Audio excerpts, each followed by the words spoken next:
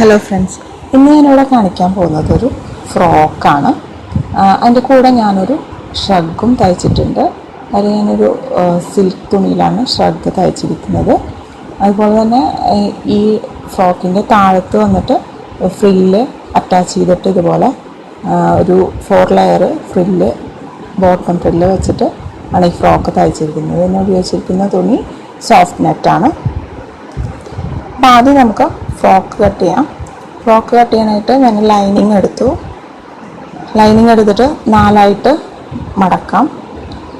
ഞാൻ ആദ്യം 2ആയിട്ട് മടക്കി, അതിന് ശേഷം ഇതുപോലെ 4ആയിട്ട് മടക്കി. ഞാനിവിടെ 2 പീസ് തുണിയാണ് എടുത്തിരിക്കുന്നത്. അതുകൊണ്ട് ഞാൻ ഇത് ഇതുപോലെ 4ആയിട്ട് മടക്കി. അതിനുശേഷം നമുക്ക് വേണ്ട ഇറക്കം, ഫ്രോക്കിന് വേണ്ട ഇറക്കം എത്രയാണെന്ന് വെച്ചാൽ അത്രയും എടുത്ത് അടയാളപ്പെടുത്താം. ഞാനിവിടെ 24-25 ഇഞ്ച് ഇറക്കം എടുത്തിട്ടാണ് ഫ്രോക്ക് തയ്ക്കുന്നത്. അപ്പം നമ്മൾ ഫ്രില്ല് തയ്ക്കുമ്പോൾ അതിൻ്റെ എക്സ്ട്രാ 2 ഇഞ്ചും കൂടി താഴത്തേക്ക് വരും. അതുകൊണ്ട് ആ 2 ഇഞ്ച് കുറച്ച് വേണം ഇറക്കം എടുക്കാനായിട്ട്. എന്നിട്ട് ഞാനവിടെ ഒരു ലൈൻ വരച്ചു.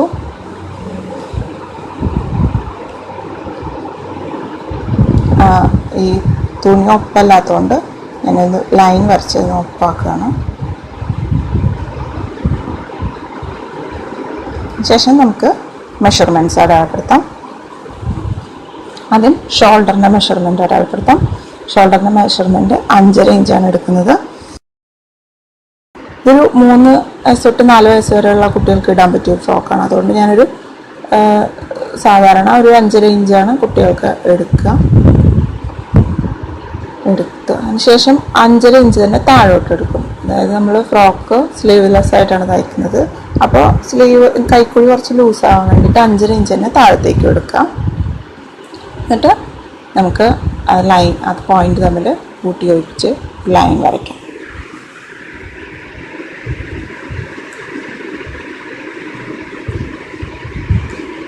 ഈ 5.5 ഇഞ്ച് താഴത്തേക്ക് എടുത്തിട്ട് ലൈൻ വരച്ചു. അതിന് ശേഷം നമുക്ക് കൈക്കുഴി അടയാളപ്പെടുത്താം.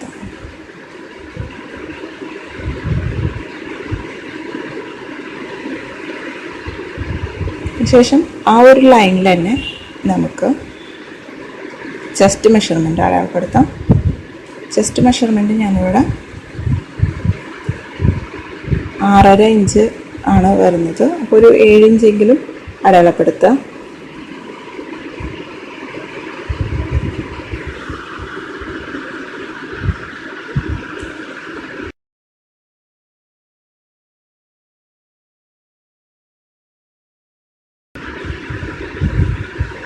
അതിനുശേഷം അവിടെ നിന്ന് താഴേക്കൊരു 4 അല്ലെങ്കിൽ ഒരു 3.5 ഇഞ്ചോളം താഴത്തേക്ക് എടുക്കുക.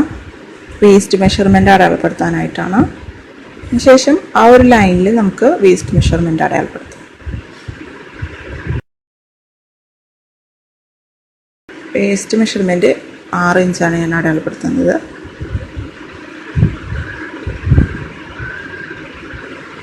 ആ പോയിന്റ് നമ്മൾ കൂട്ടി വെച്ച് വരയ്ക്കാം.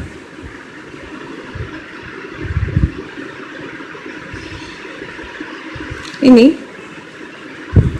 നമുക്ക് ആ ഒരു പോയിന്റിൽ നിന്ന് താഴേക്ക്, അതായത് നമ്മൾ ഇറക്കം എത്രയാണോ അടയാളപ്പെടുത്തിയത് ആ ഒരു പോയിന്റ് വരെ കോർണർ സൈഡിലേക്ക് ആ ഒരു ലൈൻ മുട്ടിക്കാം. അതായത് നമ്മൾ വേസ്റ്റ് മെഷർമെൻറ്റ് അടയാളപ്പെടുത്തിയ ആ ഒരു പോയിന്റിൽ നിന്ന് നമ്മുടെ താഴത്തെ ഇറക്കത്തിൻ്റെ കോർണർ സൈഡ് വരെ ഇതുപോലെ, അതായത് എയർലൈൻ ഫ്രോക്ക് കട്ട് ചെയ്യുന്ന പോലെ തന്നെ കട്ട് ചെയ്യുകയാണ് ചെയ്യുന്നത്. പിന്നെ അടയാളപ്പെടുത്തി നമുക്ക് ഒരു 1.5 ഇഞ്ചോളം എക്സ്ട്രാ എടുത്തിട്ട് കട്ട് ചെയ്യാനുള്ള പോർഷൻ അടയാളപ്പെടുത്താം.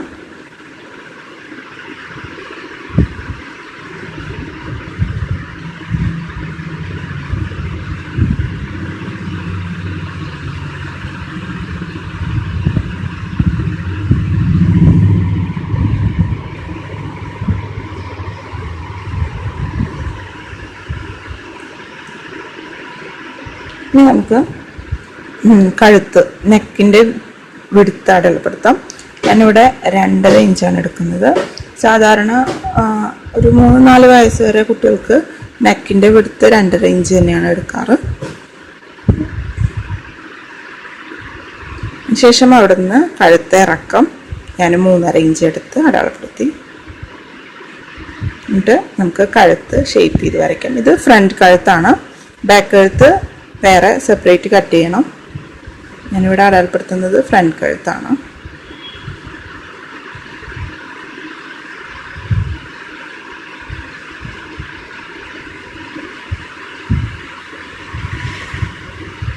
ബാക്ക് കഴുത്തും ഇതുപോലെ ബാക്ക് കഴുത്തിൻ്റെ വിടുത്തിൻ്റെ ഭാഗം മാത്രം അടയാളപ്പെടുത്താം.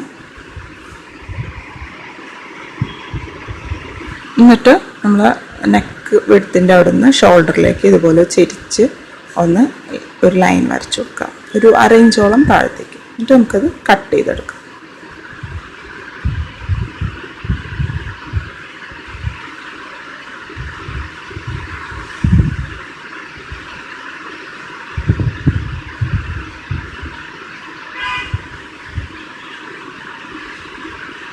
ഷോൾഡറിൻ്റെ അവിടെ, അതായത് നെക്ക് വിടുത്ത് അടയാളപ്പെടുത്തിയിട്ട് അവിടെ ഒരു ചെറിയ കട്ടിങ് ഇട്ട് കൊടുക്കുക. നമുക്കത് ബാക്ക് കഴുത്തും അടയാളപ്പെടുത്താനായിട്ട്.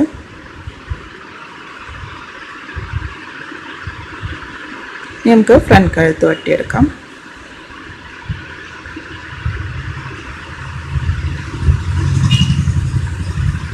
ശേഷം അതുപോലെ തന്നെ ബാക്ക് കഴുത്തും കട്ട് ചെയ്തെടുക്കാം. ബാക്ക് കഴുത്ത് ഞാനിവിടെ സിബ് അറ്റാച്ച് ചെയ്തിട്ടാണ് ഫ്രോക്ക് തയ്ക്കുന്നത്. അതുകൊണ്ട് ബാക്ക് കഴുത്ത് ഒരുപാട് ഇറക്കി കട്ട് ചെയ്യുന്നില്ല.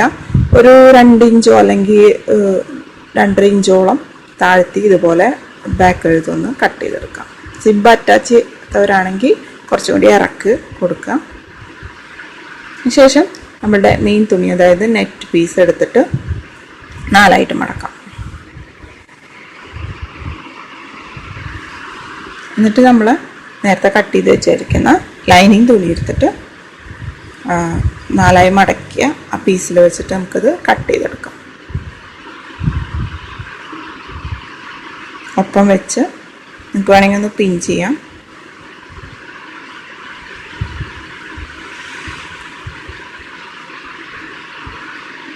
കഴുത്ത് കട്ട് ചെയ്യാത്ത ബാക്കി, കഴുത്ത് ഒഴികെ ബാക്കി എല്ലാ ഭാഗം അതുപോലെ തന്നെ നമുക്ക് ഇതിൽ കട്ട് ചെയ്തെടുക്കാം.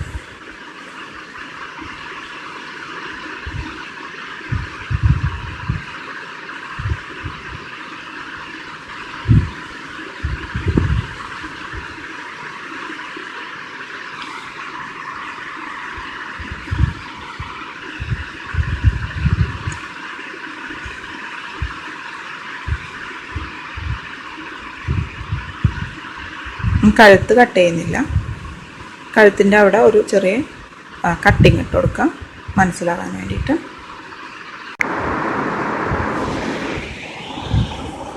ഇനി നമുക്ക്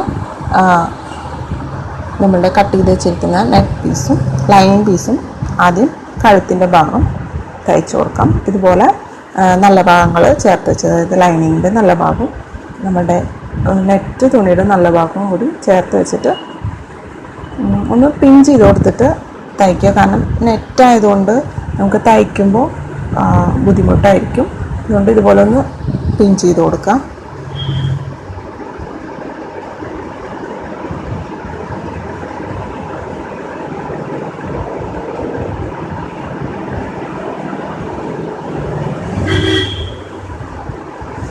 അതുപോലെ തന്നെ കൈക്കോഴിയുടെ ഭാഗവും ഇതുപോലെ ഒപ്പം വെച്ചിട്ട് പിൻ ചെയ്യാം. ശേഷം നമുക്കത് തയ്ച്ചു കൊടുക്കാം.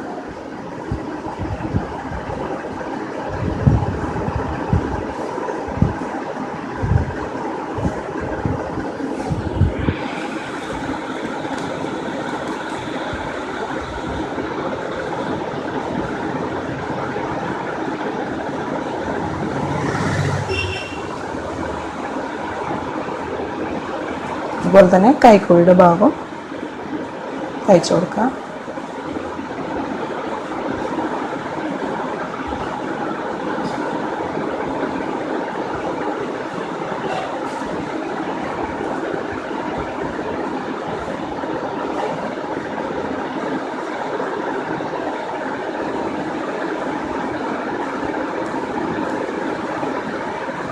അങ്ങനെ തയ്ച്ചതിന് ശേഷം നമ്മുടെ കഴുത്തിൻ്റെ ഭാഗം കട്ട് ചെയ്യാം.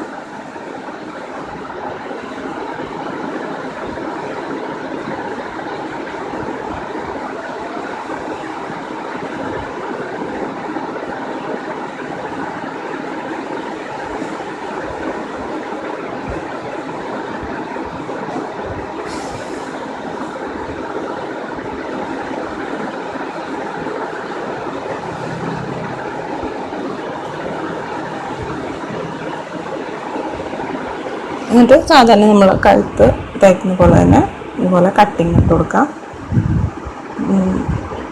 എന്നിട്ട് നമുക്കത് മറിച്ചിടാം നല്ല ഭാഗത്തേക്ക്. അതുപോലെ തന്നെ കൈക്കുഴിയുടെ ഭാഗം കട്ട് ചെയ്ത് കൊടുക്കുക. ഇതുപോലെ സ്റ്റിച്ച് ലൈൻ ക്രോസ് ചെയ്യാതെ കട്ട് ചെയ്യാം.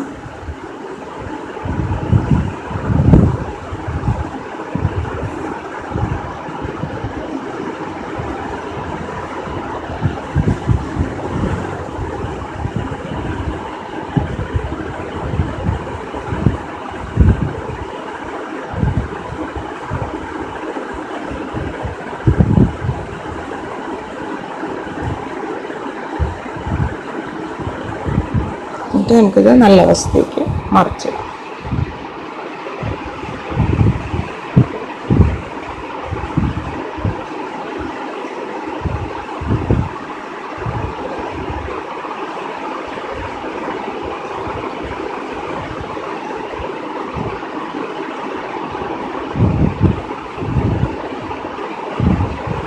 ഇങ്ങനെ മറിച്ചിട്ടതിന് ശേഷം അതിൻ്റെ അഡ്ജിൽ കൂടെ നമുക്കൊന്ന് തയ്ച്ചു കൊടുക്കാം. മുകളിലായിട്ട്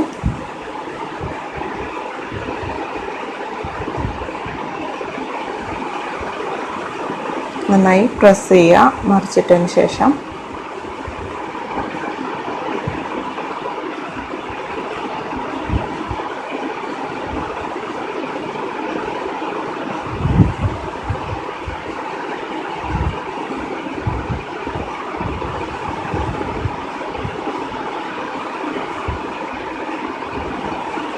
ഇനി അതിൻ്റെ അഡ്ജിൽ കൂടെ നമുക്ക് തയ്ച്ചു കൊടുക്കാം.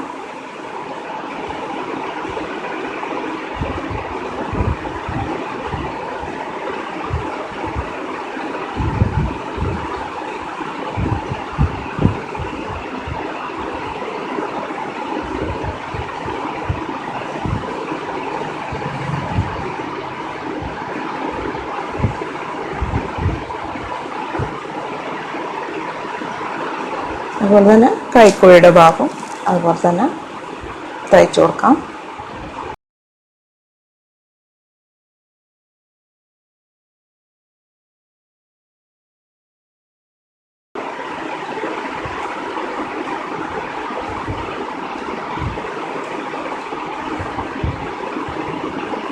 ഇനി നമുക്ക്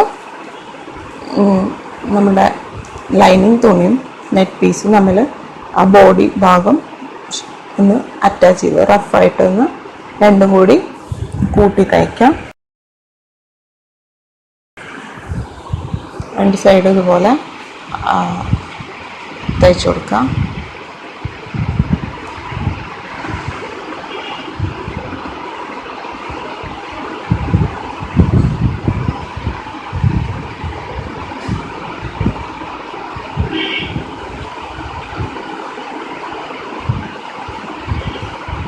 ഇപ്പോൾ നമ്മുടെ ഫ്രണ്ട് പാനൽ ശരിയായി. ഇതേപോലെ തന്നെ നമുക്ക് ബാക്ക് പാനൽ, അതായത് ഇതേ സെയിം മെത്തേഡ് തന്നെ ഉപയോഗിച്ചിട്ട് ബാക്ക് പാനലും തയ്ക്കാം.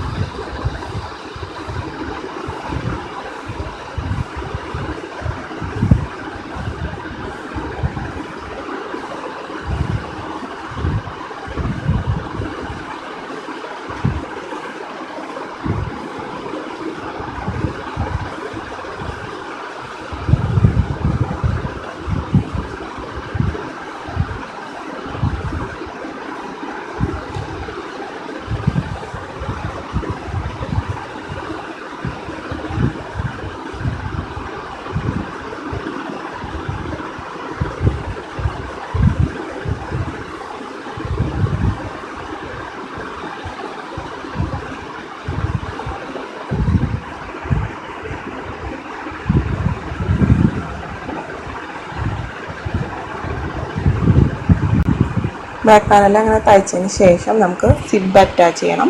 അപ്പോൾ സിബ് അറ്റാച്ച് ചെയ്യാനായിട്ട് നമ്മൾ ഇതുപോലെ മറിച്ചിടുന്നതിന് മുന്നേ ആയിട്ട് സിബിൻ്റെ ഭാഗം ഒന്ന് കട്ട് ചെയ്യണം. അപ്പം ഇതുപോലെ കഴുത്ത് കട്ട് ചെയ്തതിന് ശേഷം രണ്ടായിട്ട് മടക്കുക. അതായത് കറക്റ്റ് സെൻറ്റർ ഭാഗം, കഴുത്തിൻ്റെ കറക്റ്റ് സെൻറ്റർ ഭാഗം വരുന്ന രീതിയിൽ എത്രയാണോ സിബ് ഇറക്കി വെക്കുന്നത് അത്രയും ഭാഗം അടയാളപ്പെടുത്തിയിട്ട് കട്ട് ചെയ്യാം. അപ്പോൾ ഈ സിബിൻ്റെ താഴെ ഭാഗത്ത്, അതായത് സിബിൻ്റെ ഇറക്കം എത്രയാണോ വേണ്ടത് ആ ഭാഗം വരെ അടയാളപ്പെടുത്തിയിട്ട് നമുക്ക് ആ ഭാഗം ഒന്ന് കട്ട് ചെയ്തെടുക്കാം.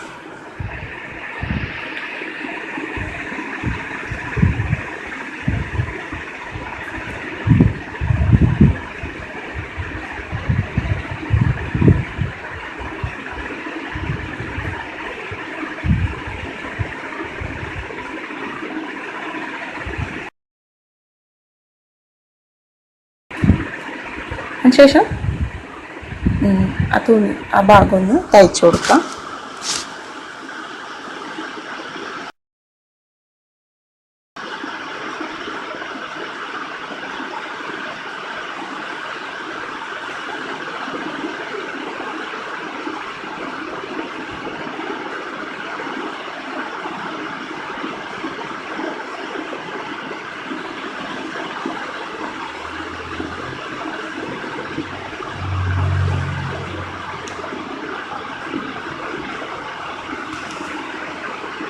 ഇനി ചെറിയ കട്ടിങ് ഇട്ട് കൊടുക്കുക എല്ലാ ഭാഗത്തും. അതിനുശേഷം നമുക്ക് മറിച്ച് നല്ല ഭാഗത്തേക്ക് മറിച്ച് വയ്ക്കാം.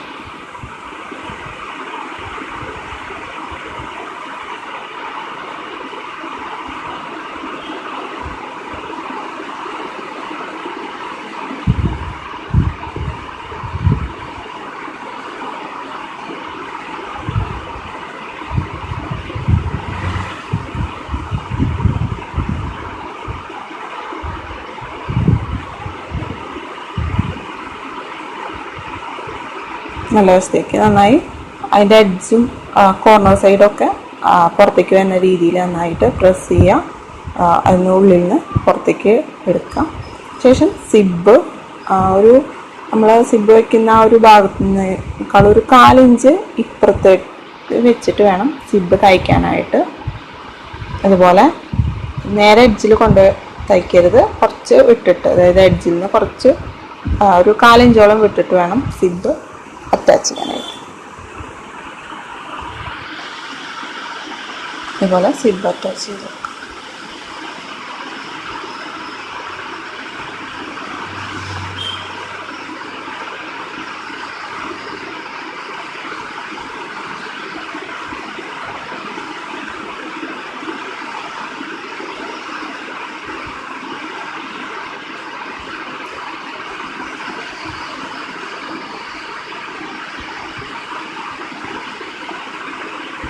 നമുക്ക് വേണമെങ്കിൽ ഒന്ന് പിൻ ചെയ്ത് കൊടുക്കാം, എന്നിട്ട് തയ്ച്ചാൽ ഒന്നും കൂടി എളുപ്പമായിരിക്കും.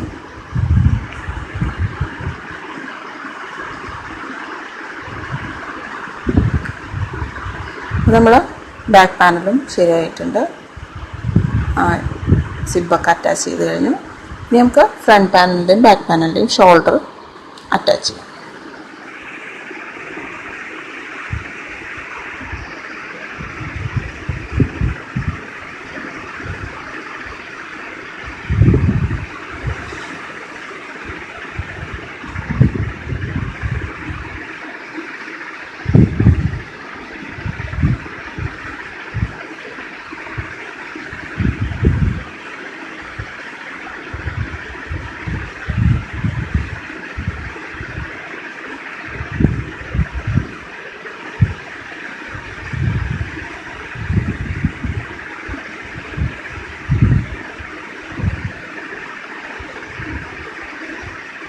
അതുപോലെ തന്നെ ഷോൾഡർ അറ്റാച്ച് ചെയ്തതിന് ശേഷം നമ്മളുടെ രണ്ട് സൈഡും കൂട്ടി യോജിപ്പിക്കാം. അതായത് കൈക്കുഴിയുടെ താഴെ ഭാഗത്തും തുടങ്ങി താഴത്തെ അറ്റം വരെ നമുക്കിതുപോലെ കൂട്ടി യോജിപ്പിക്കാം.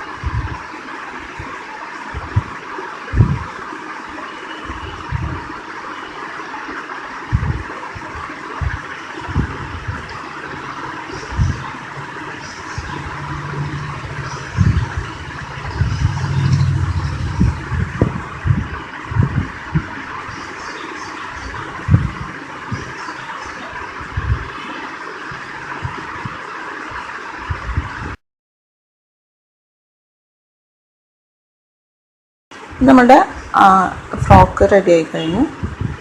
ഇനി താഴെ ഭാഗത്ത് നമുക്ക് ഫ്രില്ല് അറ്റാച്ച് ചെയ്യണം ഇതുപോലെ. അപ്പം താഴെ ഭാഗത്താണ് നമ്മൾ ഫ്രില്ല് അറ്റാച്ച് ചെയ്യുന്നത്.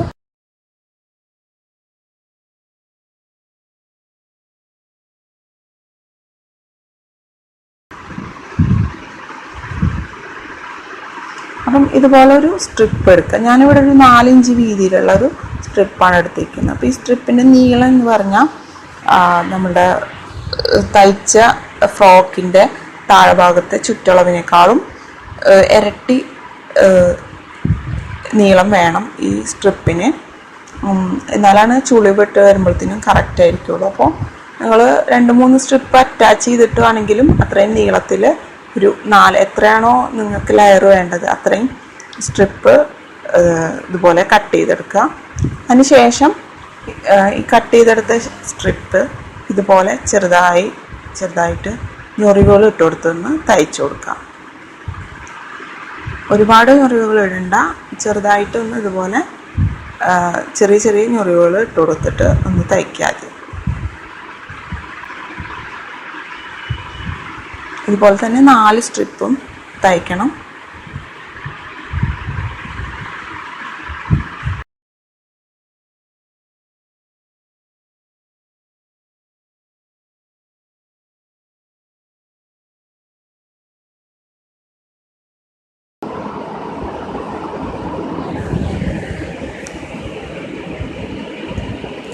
ഇനി ഈ സ്ട്രിപ്പ് ഒന്ന് താഴെ ഭാഗം ഇൻ്റർലോക്ക് ചെയ്യണം.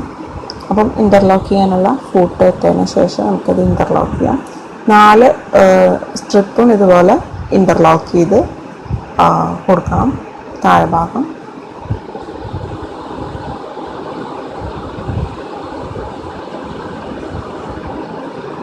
അപ്പോൾ ഇതുപോലെ ഇൻ്റർലോക്ക് ചെയ്യാം.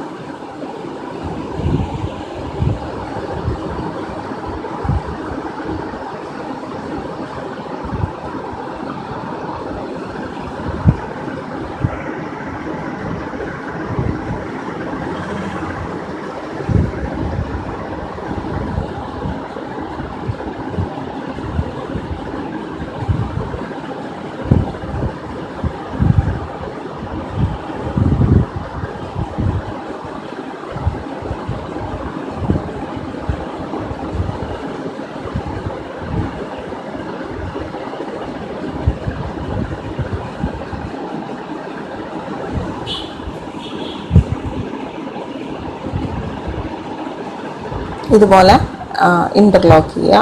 അത് ഇതുപോലെ ഇപ്പം ഞൊറിവിട്ട് തയ്ച്ചിട്ട് ഇൻ്റർലോക്ക് ചെയ്തിട്ട് ഞാനിവിടെ 4 സ്ട്രിപ്പ് ഉണ്ടാക്കി. അപ്പോൾ നിങ്ങൾക്ക് എത്ര സ്ട്രിപ്പാണോ, അതായത് എത്ര ലെയർ ഫ്രില്ല് ആണോ വേണ്ടത് അത്രയും സ്ട്രിപ്പ് ഇതുപോലെ ചെയ്യാം. അതിനുശേഷം നമുക്ക് ഫ്രോക്ക് എടുത്തിട്ട് അതിൻ്റെ ഏറ്റവും താഴെ ഭാഗത്ത് നമ്മളുടെ ആദ്യത്തെ സ്ട്രിപ്പ് എടുത്തിട്ട് അറ്റാച്ച് ചെയ്യാം. ഇതുപോലെ ഏറ്റവും താഴെ ഭാഗത്ത് അറ്റാച്ച് ചെയ്ത് കൊടുക്കാം. ഇതുപോലെ അറ്റാച്ച് ചെയ്യും.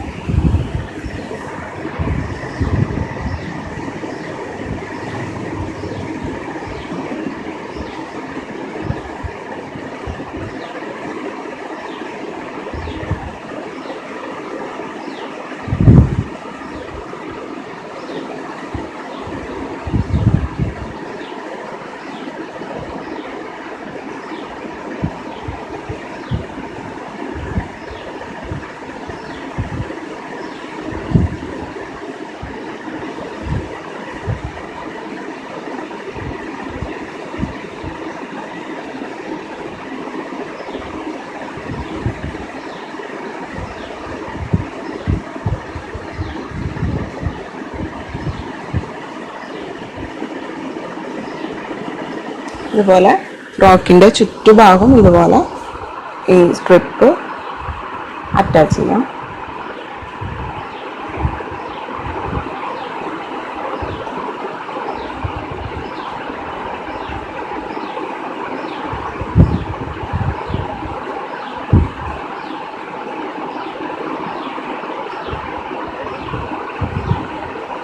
അതിനുശേഷം നമ്മൾ ഏറ്റവും താഴെ ഭാഗം ഫ്രില്ല് അറ്റാച്ച് ചെയ്തു. അതിനുശേഷം ഇതിന് മുകളിലായിട്ട് നമുക്ക് ഒരേ അകലത്തിൽ ഇതുപോലെ ലൈൻ വരച്ചു കൊടുക്കുക.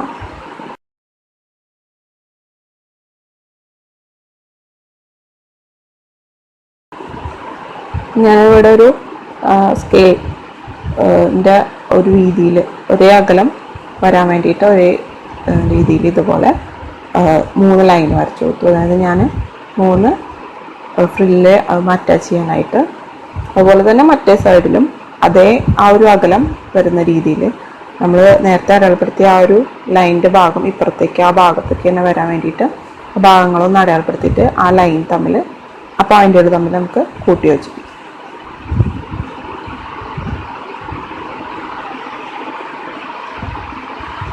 രണ്ട് ഭാഗത്തെയും ലൈൻ ഒരേ സൈഡിൽ വരാനായിട്ട് ശ്രദ്ധിക്കുക.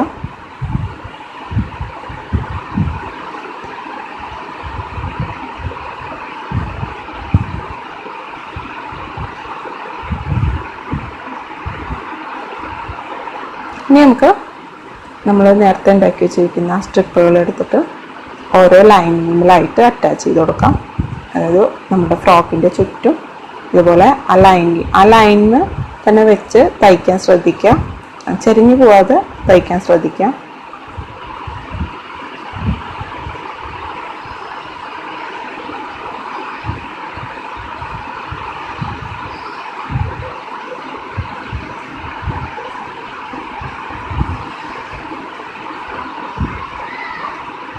ഇതുപോലെ ഓരോരോ സ്ട്രിപ്പുകളും വെച്ചിട്ട് തയ്ച്ചു കൊടുക്കാം.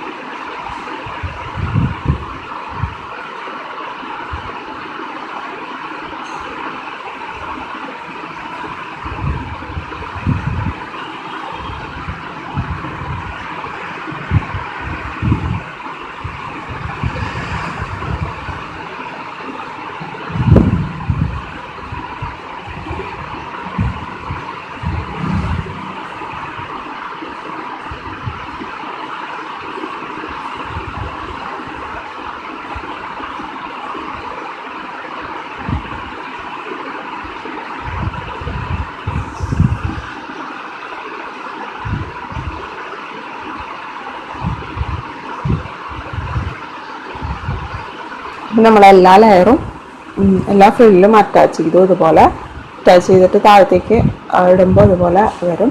അതിനുശേഷം നമ്മളുടെ ആ ഒരു രണ്ട് ഭാഗം, അതായത് സ്ട്രിപ്പിൻ്റെ അറ്റത്തെ ഭാഗങ്ങൾ തമ്മിൽ കൂട്ടി യോജിപ്പിക്കാം. അപ്പം ഒരു സ്ട്രിപ്പ് ഒരുപാട് എക്സ്ട്രാ വന്നിട്ടുണ്ടെങ്കിൽ അതൊക്കെ കട്ട് ചെയ്ത് കളയാം. അതിനുശേഷം ആ രണ്ട് ഭാഗം കൂടി ഓരോന്നായിട്ട് എടുത്തിട്ട് യോജിപ്പിക്കാം. 4 ലെയറിൻ്റെ ഇതുപോലെ യോജിപ്പിക്കുക.